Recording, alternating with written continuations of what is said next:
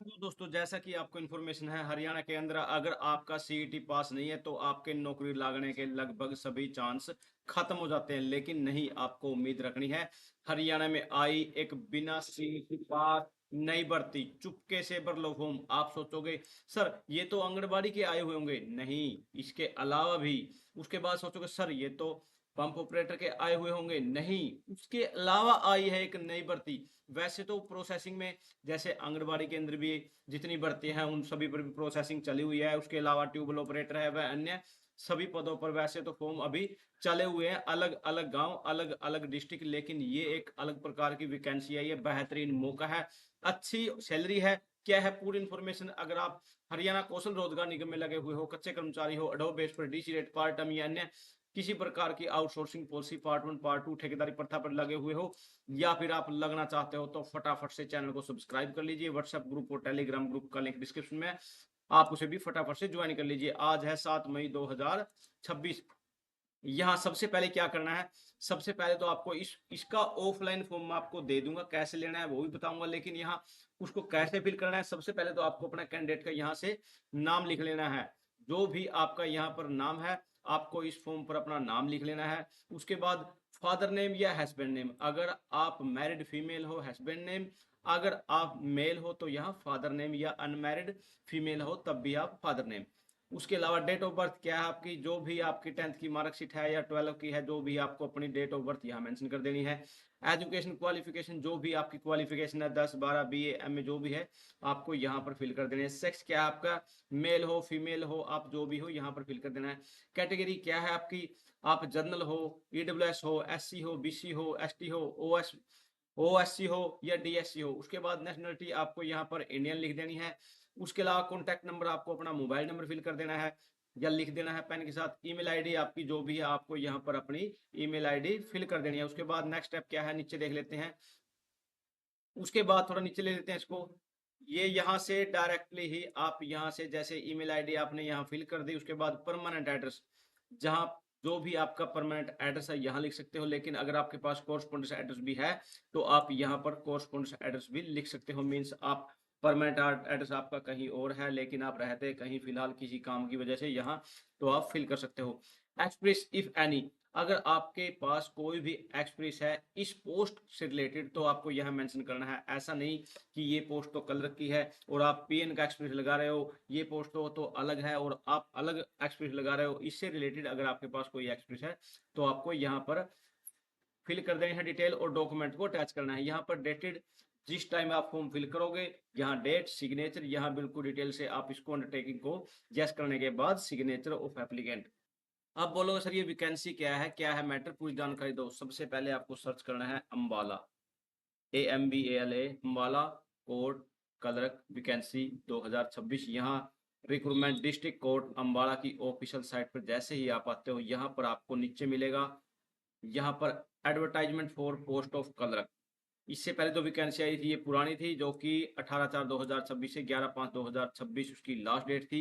वो क्या थी, notice inviting application for engage of assistant legal AID defence council of DLS office in district Ambala. लेकिन हमने देखनी है वैकेंसी लास्ट वाली, एडवर्टाइजमेंट पोस्ट ऑफ क्लर्क। जैसे ही मैं इस पर क्लिक करता हूँ, यहाँ से आपके सामने है एडवर्टाइजमेंट के अंदर क्या मेंशन है, applicant are invited from the eligible candidate to fill up 49 post क्लर्कों की आई है, जिसकी फिक्स सैलरी 25,500 रुपए है। अडोब बेस पे वैकेंसी है।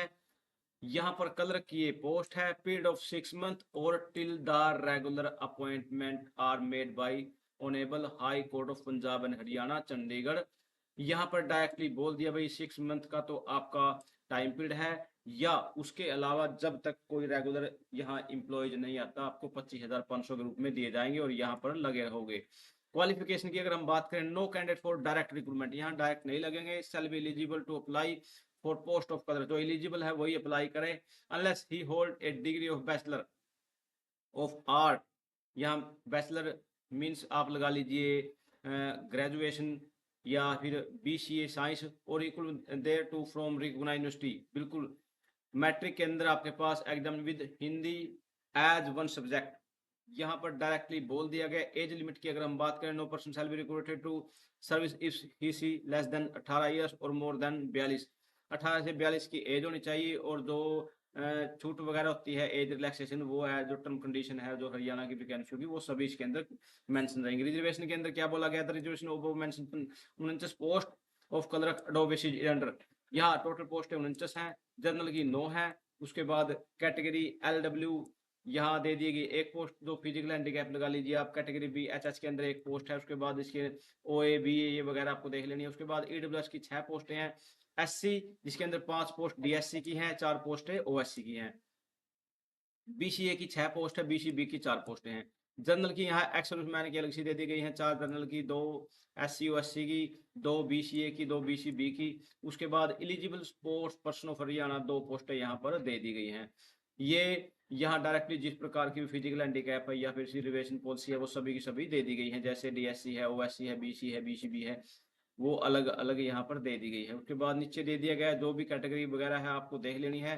The selection for aforesaid post shall be made strictly in accordance with provisions of Rule 7 of Haryana Subordinate Court Establishment Recruitment of General Court, यहाँ पर डायरेक्टली दे दिया गया है। उसके बाद नीचे क्या दिया गया है, जो मोड ऑफ सिलेक्शन क्या रहेगा, सिलेक्शन प्रोसेस के अंदर रिटन एग्जाम होगा आपका, 2 घंटों का आपका एग्जाम होगा, जिसके अंदर जनरल नॉलेज होनी चाहिए, इंग्लिश होनी चाहिए, नॉलेज इसकी भी होनी चाहिए आपको नॉलेज। यहाँ 50 मार्क्स का ये होगा, ऑब्जेक्टिव 20 मार्क्स का ये होगा, 30 मार्क्स का ये हो गया। उसके बाद 100 मार्क्स का आपका ये एग्जाम रहेगा। क्वालिफाइंग मार्क्स 33 तो आपको कम से कम लेने होंगे। यहाँ पर डायरेक्टली पूरी डिटेल आप देख सकते हो, यहाँ से इसका डिटेल वगैरह मेंशन कर दी। उसके बाद ड्यूरेशन 10 मिनट, कंप्यूटर की भी इसके अंदर मांगी गई है, स्पेशली जो स्प्रेडशीट है एक्सेल वगैरह उसके भी अलग से 10 मिनट दे दी गई हैं, 10 मैक्सिमम मार्क्स रहेंगे। उसके बाद टाइपिंग में देखते हैं भाई, कंप्यूटर टाइपिंग टेस्ट इंग्लिश के अंदर 30 वर्ड पर मिनट के हिसाब से आपको लिखने होंगे। यहाँ लास्ट डेट दे दी गई है इसकी 28/5/2026 आए के 5 बजे तक आप इसको through postal department courier service, ये आप पोस्ट भी कर सकते हो, पूरी दे सकते हो। Date venue timing of written exam यहाँ पर मेंशन कर दी गई, इसकी ऑफिशियल साइट से आपको अटैच रहना है। अदर डिटेल यहाँ पर दे दी गई है, वेबसाइट्स के माध्यम से देख सकते हो। यहाँ application allowing relevant documents should reach either यहाँ पर application for the post of colour advocacy the superintendent office of district and session जज जुडिशियल कॉम्प्लेक्स कोर्ट अम्बाड़ा, यहाँ इस पते पर आपको इसको यहाँ पर भेज देना है। इसका एड्रेस यहाँ पर डायरेक्टली दे दिया गया है। उसके बाद थोड़ा नीचे ले लेते हैं, application received through email shall not be entered intend, यहाँ पर आपको मीन्स आप यहाँ से देख सकते हो, आपको स्पीड पोस्ट के माध्यम से ही भेज सकते हो। ऑफलाइन फॉर्म है। द नंबर ऑफ वैकेंसी में इंक्रीज और इसको कम या ज़्यादा भी किया जा सकता है जो वैकेंसी है। नो TADA शैल, यहाँ TADA भी इस पर आपको नहीं मिलेगा। उसके अलावा नीचे ये ऑफलाइन फॉर्म है। द डिस्ट्रिक्ट सेशन जज Ambala, application post of colour advocacy रहेगी। यहाँ पर ये आपने फॉर्म इसका देख ही लिया था। आई होप आपके समझ में अच्छे से आ चुका होगा। अगर कोई डाउट है तो कमेंट सेक्शन में रखें। थैंक यू दोस्तों, नमस्कार दोस्तों।